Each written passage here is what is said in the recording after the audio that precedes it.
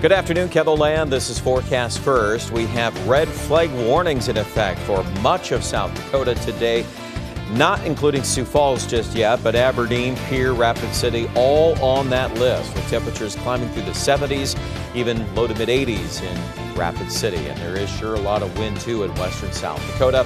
A full look at your weekend forecast and more on the dry weather pattern straight ahead on Midday in KELOLAND, which starts right now. Live from KELOLAND Media Group, Midday in KELOLAND. The residents of Touchmark at All Saints and Sioux Falls are staying active. We'll take you to a morning hike they did at Great Bear Ski Valley. And Vice President Kamala Harris receives a key endorsement from a former Republican congresswoman, prompting fierce criticism from former President Donald Trump. I'm Willie James Inman in Washington with details. Good afternoon, and thanks for having us in. He's been accused of stealing everything from copper wire to a camper, trailers, tools, and cars. Yet he keeps getting released from jail.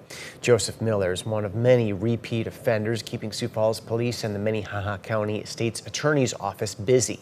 As of this morning, Miller had 21 cases currently making their way through court. 13 of those cases were filed just this year.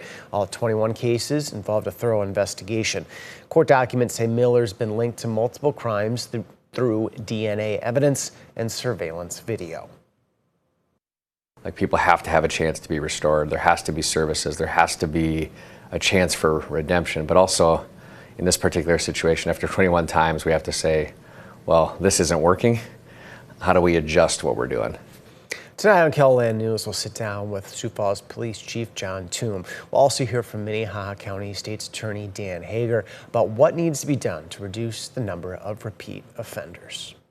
A man experiencing homelessness with a lengthy criminal history is back in jail this midday, accused of becoming violent with a driver who refused to give him money. Police say Skylar Bluebird was panhandling at the corner of 8th and Main yesterday afternoon. When a driver refused him, police say Bluebird pulled out a hammer and started breaking car windows.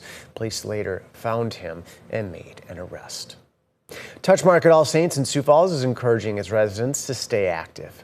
3 residents from the senior living community made the short trip to Great Bear Ski Valley today for a morning hike as part of Active Aging Week, though the activities won't end with the week.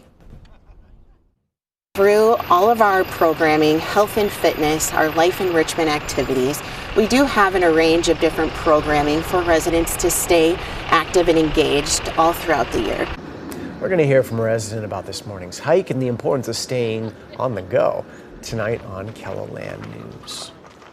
The wind looks likely to be the big story in weather over the next few days, doesn't it, Brian? Yeah, tonight, tomorrow, we're dealing with wind in central western South Dakota already today, and then that's going to expand farther east. Let's take a look at our live camera network. This is from Rapid City. Of course, we've continued to update the Silver Mountain fire and some of the issues out around Rockford and some of those spots. Obviously, today we'll be keeping a very close eye on our live camera network as we pan through the Black Hills, and red flag warnings are in effect for good reason because of the lack of rain and all of this dry air that is certainly making its presence known here. Downtown Sioux Falls, after a chilly start this morning, down to 36. We're now flipping that around to 65. We've got a south wind, not too strong, but that's also expected to change and increase here the next 12 to 24 hours. 62 right now in Aberdeen. We have 63 degrees in Pierre.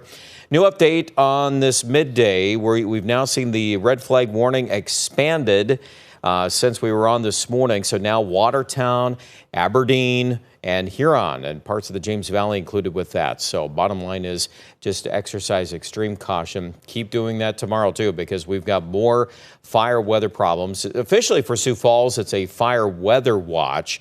Now, it's kind of a mixed bag of terms here in the weather department. Basically, all of this equals high fire danger. Some of the counties are under warnings, some are not. Bottom line is just be extra careful, because it's going to be, even in southwest Minnesota, northwest Iowa, we could make a pretty good argument that the fire weather will not be good tomorrow. Okay, 74 is our high projection for Sioux Falls this afternoon.